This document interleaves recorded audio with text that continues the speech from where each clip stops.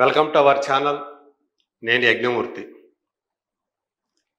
రీసెంట్గా కర్ణాటక మాజీ డీజీపీ అయినటువంటి ఓం ప్రకాష్ హత్యకు గురవటం, ఆ హత్య చేసింది స్వయాన ఆయన భార్య కావటం, పల్లవి ఆమె పేరు, ఆ పల్లవి కావటం ఒక్కసారిగా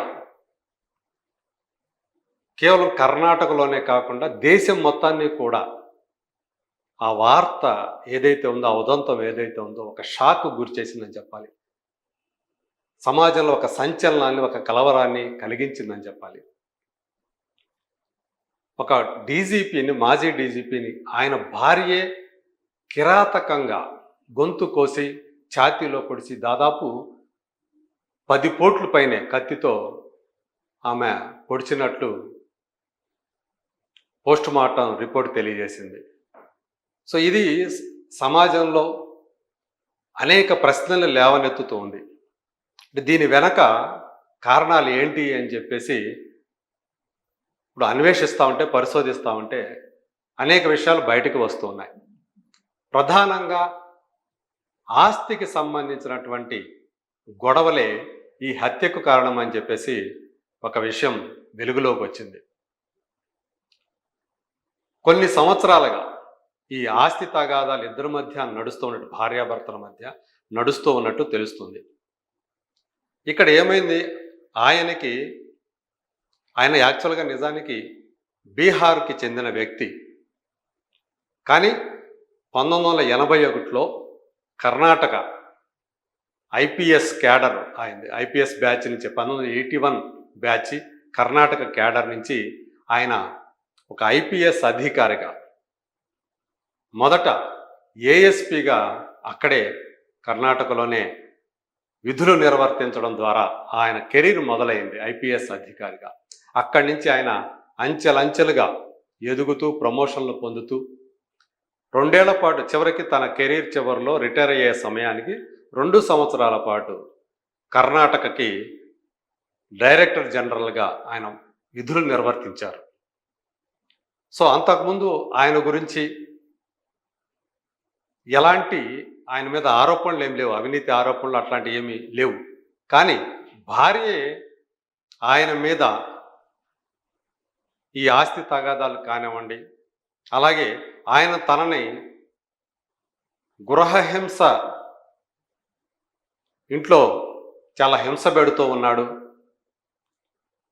తను చంపడానికి ప్రయత్నిస్తూ ఉన్నాడు అని చెప్పేసి ఆమె ఆయన మీద ఫిర్యాదులు చేసినట్లుగా, వాళ్ళకు ఉన్నటువంటి వాట్సాప్ గ్రూపులు ఏవైతే ఉంటాయో, ఐపీఎస్ అధికారులు వాళ్ళ కుటుంబాలకు సంబంధించినటువంటి గ్రూపులు ఏవైతే ఉంటాయో, అలాగే ఆమె ఉన్నటువంటి గ్రూపులో కానివ్వండి, అనేక సార్లు ఇలాంటి పోస్టులు కూడా ఆమె పెట్టినట్టు, తన భర్త తనను చంపడానికి ప్రయత్నం చేస్తున్నాడు, తనను హింసిస్తున్నాడు అంటూ అనేక పోస్టులు పెట్టినట్టుగా ఇప్పుడు వెల్లడవుతూ వచ్చింది. ఇప్పుడు లేటెస్ట్గా ఇంకొక విషయం ఏంటంటే, తెలిసిన విషయం, తన భర్తని ఎలా చంపాలి అనే దానిపైన ఒక గూగుల్ సెర్చ్ చేసింది.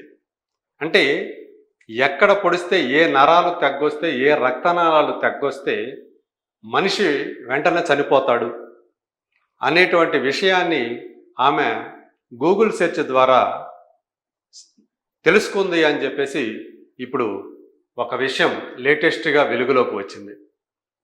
అంటే ఆమె ఏదో క్షణికావేశంలో, ఇద్దరి మధ్య గొడవ జరిగితే క్షణికావేశంలో కత్తితో పొడిచి చంపటం కాదు. ఇది చాలా ముందస్తుగానే ఒక ప్రణాళిక ప్రకారం ఒక ప్లాన్ వేసుకొని దాని ప్రకారమే ఆమె భర్తని హత్య చేసింది, అంటే ఓం ప్రకాష్ గారిని హత్య చేసింది అనేటువంటి ఒక విషయం వెలుగులోకి వచ్చిందని చెప్పేసి ఇప్పుడు చెప్తూ ఉన్నారు. ఈ హత్య జరగటానికి 2 రోజుల ముందు వరకు కూడా ఆయన తన చెల్లెలి ఇంట్లో ఉంటున్నారని చెప్పేసి తెలుస్తూ ఉంది. అలాగే ఆయనకి ఒక కొడుకు, ఒక కూతురు. కొడుకు ఆయన తరపు ఉంటే అతని పేరు కార్తికేష్, కూతురు కృతి తల్లి వైపు ఉంది. ఎందుకు ఈ ఆడవాళ్ళిద్దరూ ఒకటయ్యారు, కొడుకు వేరుగా ఉన్నాడు, అలాగే చెల్లెలికి ఆయన ఎందుకు చెల్లెలతో సన్నిహితంగా ఉంటున్నారు అని చెప్పేసి ఆరా తీస్తే విస్తుపోయే నిజాలు బయటకు వచ్చాయంటున్నారు. ఈ ఆస్తి గొడవలతోటే అంటే ఆయన తనకున్నటువంటి ఆస్తుల్లో, స్థలాల్లో కొడుక్కి అలాగే చెల్లెళ్ళకి కూడా ఆయన రాయటానికి ఆ ఆస్తుల్ని పంచటానికి ఆయన సిద్ధపడుతున్నాడని తెలిసినందువల్లే వీళ్ళిద్దరూ కూడా తల్లి కూతురు ఒక పథకం ప్రకారం ఈ హత్య చేశారు అనేటువంటి విషయం వెలుగులోకి వచ్చిందని చెప్తూ ఉన్నారు. పైగా ఈమె దాదాపు 12 సంవత్సరాల నుంచి స్కిజోఫ్రేనియా అనేటువంటి ఒక మానసిక వ్యాధితో బాధపడుతున్నారని కూడా తెలుస్తూ ఉంది. దానికోసం ఆమె అంటే భ్రమలు, తనని ఎవరో చంపబోతున్నారో, అది ప్రధానంగా భర్త చంపబోతున్నాడు, ఏదో విషమిచ్చి చంపబోతున్నాడు, ఈవెన్ ఆఖరికి స్విగ్గీ జొమాటోలో అక్కడి నుంచి తీసుకొచ్చేటువంటి ఆ ఫుడ్లో కూడా తను ఏదో కలిపేసి చంపబోతున్నట్టుగా ఆమె భ్రమించుకుంటూ వచ్చిందని కూడా తెలుస్తూ ఉంది. ఇలాంటి భ్రమంలో ఉండటం వల్లే ఆమె మానసిక స్థితి సరిగా లేనందువల్లే ఈ ఆస్తి, దానికి తోడు ఈ ఆస్తి గొడవలు. ఆమె ఎంతసేపు ఆయనకున్నటువంటి ఆస్తులు ఏవైతే ఉన్నాయో వాటన్నిటినీ కూడా తనకి తన కూతురికే చెందాలన్నట్లుగా ఆమె గొడవ పడుతూ వచ్చింది. దీనికి ఓంప్రకాష్ గారు ఒప్పుకోకపోవటం వల్లే ఈ హత్యకు దారి తీసింది అనేటువంటి విషయం తెలుస్తూ ఉంది. 2 రోజుల ముందు అంటే ఆమె పేరు సరితా కుమార్ అది అనుకుంటా, చెల్లెలి పేరు ఓంప్రకాష్. ఆయన అక్కడ ఉంటే ఈమె 2 రోజుల క్రితమే అంటే హత్య చేయడానికి 2 రోజుల ముందు పిలిపించుకొని తన ఇంటికి పిలిపించుకొని సో ఇట్లా గొడవ పడి ఆ గొడవలో మొదట కారం చల్లి ఆయన కంట్లో ఆయన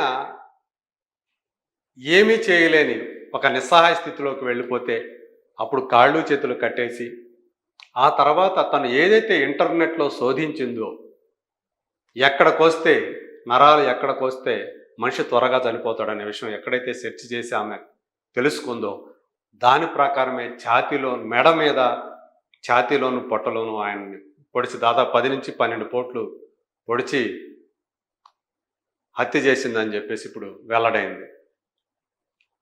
సో ఆమె అందు గురించి ప్రస్తుతం ఆమె రిమాండ్లో ఉన్నారు. ఓంప్రకాష్ అంటే ఒక అత్యున్నత పోలీసు అధికారి ఇలా తన సొంత కుటుంబ సభ్యుల చేతుల్లోనే హత్యకు గురవటం, అది ఆస్తి తగాదాలే ప్రధానంగా పేర్కొంటూ ఉంటాం. పైగా చంపేసిన తర్వాత ఇంకొక ఐపీఎస్ ఆఫీసర్ భార్యకి ఫోన్ చేసి ఆమె వీడియో కాల్ చేసి రాక్షసుడిని చంపేశాను అని చెప్పేసి ఆమె చెప్పడం ఏదైతే ఉందో అది ఆమె మానసిక పరిస్థితిని తెలియజేస్తుందని చెప్పేసి చెప్తూ ఉన్నారు మానసిక నిపుణులు. అసలు ఆ టైంలో ఏముందంటే నిజంగా ఆయన అంతగా వేధించాడేమో, అందుకని ఆమె ఈ రకంగా హత్య చేసింది కూతురు సహకారంతో అని చెప్పేసి కొంత ఆమె పైన ఆ టైంలో సానుభూతి కూడా వ్యక్తమైంది. సో అంత కిరాతకుడు గామాలు అయ్యిందని చెప్పి. కానీ ఇప్పుడు ఏదైతే ఈ ఆస్తితో గొడవలు ఏవైతే ఉన్నాయో ఇవన్నీ బయటకు వచ్చిన తర్వాత అంటే కుమారుడు కార్తికేష్ ఉద్దేశపూర్వకంగానే తన తల్లి ఈ విధంగా చేసింది, ఆస్తి కోసం గొడవ పడుతూ వచ్చిందని చెప్పేసి తను ఏదైతే పోలీసులకు ఫిర్యాదు చేశాడో అప్పటి నుంచి ఆ కోణంలో కూడా పోలీసులు దర్యాప్తు చేస్తుండగా ఇవన్నీ కూడా వెలుగులోకి వచ్చాయి. ఆమెకు సంబంధించినటువంటి కంప్యూటర్లు కానివ్వండి, ఫోన్లు కానీ ఇవన్నీ కూడా పరిశీలించిన తర్వాత పోలీసులకి తెలిసిన విషయం ఇది. సో ఇంటర్నెట్ సెర్చ్ ద్వారా, గూగుల్ సెర్చ్ ద్వారానే ఆమె ఈ పథకానికి హత్యకి పథకం రచించింది అని చెప్పేసి తెలుస్తోంది. మరి రాబోయే రోజుల్లో ఇంకెన్ని విషయాలు వెల్లడవుతాయి ఈ కేసుకు సంబంధించి చూడాలి. సో ఆస్తుల కోసం సొంత కుటుంబ సభ్యుల్ని చంపుకోవడానికి ఇవాళ మనుషులు మృగాలుగా మారిపోతున్నారు అనేటువంటి విషయం ఏదైతే అది ఆడవాళ్ళు కావచ్చు, మగవాళ్ళు కావచ్చు, ఇక్కడ దీనికి జెండర్ అనేది ఏమీ లేదు. సో ఆస్తి కోసం ఎవరు ఎంతకైనా తెగిస్తున్నారు అనటానికి ఇది ఒక తార్కాణంగా నిలుస్తుందని చెప్పేసి చెప్పుకోవచ్చు. మన సమాజం ప్రస్తుతం ఏ దిశగా పయనమవుతుందో ఈ ఉదంతాలే తెలియజేస్తూ ఉన్నాయి. చూద్దాం ఈ కేసుకి చివరికి ఏ దిశగా వెళుతుందో, మనం ఏదైతే ఇప్పుడు మాట్లాడడం ఇంకా ఏమైనా నిజాలు ఈ కేసులో ఉన్నాయా లేదా అనేది let us wait and see.